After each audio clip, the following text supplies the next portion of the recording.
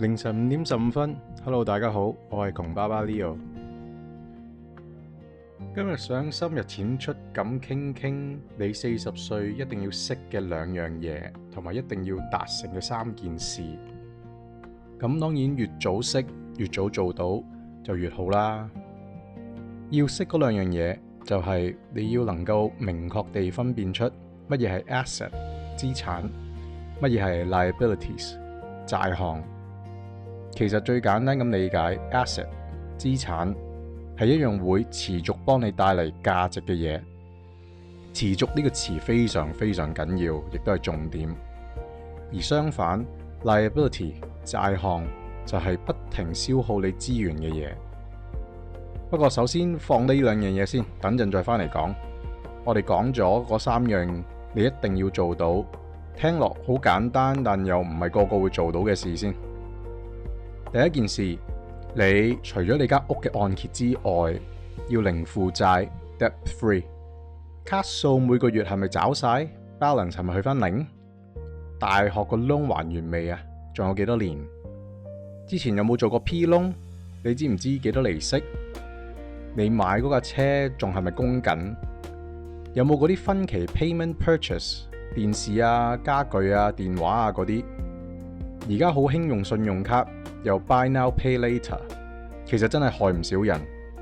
原因係呢啲所謂嘅短期借貸或者分期 payment 通常都超高息，而你以為自己喺度優化緊自己嘅生活，其實你只係幫緊間銀行或者嗰間借貸公司幫佢哋賺錢。第二件事，要量入為出，你要寫低自己每個月家庭嘅收入。咁呢個簡單啦，不過更加重要嘅係你要清楚列出每月每日嘅支出，供樓啦、insurance 啦、工人姐姐、供養父母、細路仔學費、校車費、食早餐食 lunch、搭車返工放工、買餸，甚至同朋友出去飲幾杯啤酒，等等等等。你真係以為個個都好清楚自己嘅支出咩？咁我話俾你聽，我都幾肯定，好多人都唔知道自己其實用咗啲錢喺邊。如果你列晒出嚟，清楚自己嘅生活，咁就好容易可以量入為出。第3件事同啱啱講嗰點有離不開嘅關係，就係投資同退休計劃。好多人以為每個月供緊 MPF 已經夠，跟住之後就做月清族。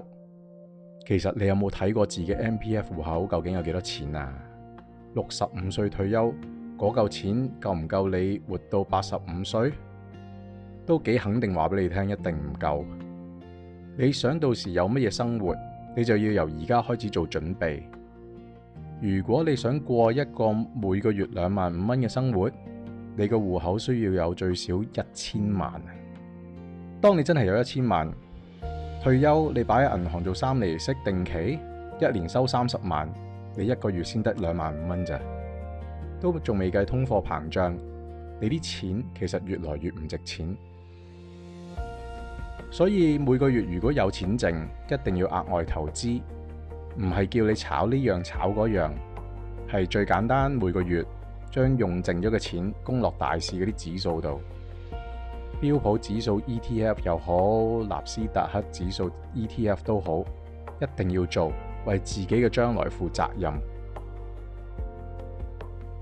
聽完以上3件事，你就會更加明白 asset 同埋 liability 嘅重要性，因為呢2樣嘢嘅存在，正正會影響你以後嘅人生。跑贏通脹，有潛力長期保值同埋增值，就係你嘅目標。無論係股票、ETFs、黃金、樓、Art and Collectibles， 呢啲嘢都會有升有跌嘅時候，但普遍嚟講，佢哋都係會因為時間而增值嘅嘢。當你累積越嚟越多呢啲 asset， 越多呢啲資產，你之後嘅人生就會越嚟越舒服。頭先提過嗰啲巨大數字，嗰種無形壓力，對你嘅影響就會越嚟越少。相反地，如果你嘅債項越嚟越多，清極都清唔完，佢就會無止境咁加重你嘅壓力。乜嘢會貶值？跑輸通脹，跑輸大市？ basically 99% 嘅消費品。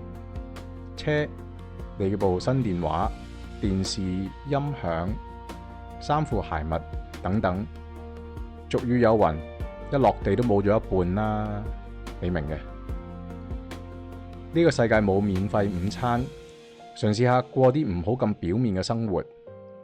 記住，你人生嘅財富唔係由你賺幾多錢嚟決定嘅，而係由你擁有幾多 asset 同埋背負幾多 liability 嚟決定。有啲人月入10萬，但其實一身債；有啲人月入3萬，但資產一路增長。時間耐咗，兩條路會去到完全唔同嘅地方。希望你聽完呢一集，真正去認識呢兩樣嘢，同埋做嗰3件事。我係窮爸爸 Leo， 如果你鍾意我哋講嘅 topic， 記得 like、subscribe， 感謝。如果你聽到而家仲喺度嘅話，多謝你。有意見或者有嘢想分享，喺下面 comment 留言話俾我聽啊。今集係咁啦，下次朝早5點再同大家吹下水，拜拜。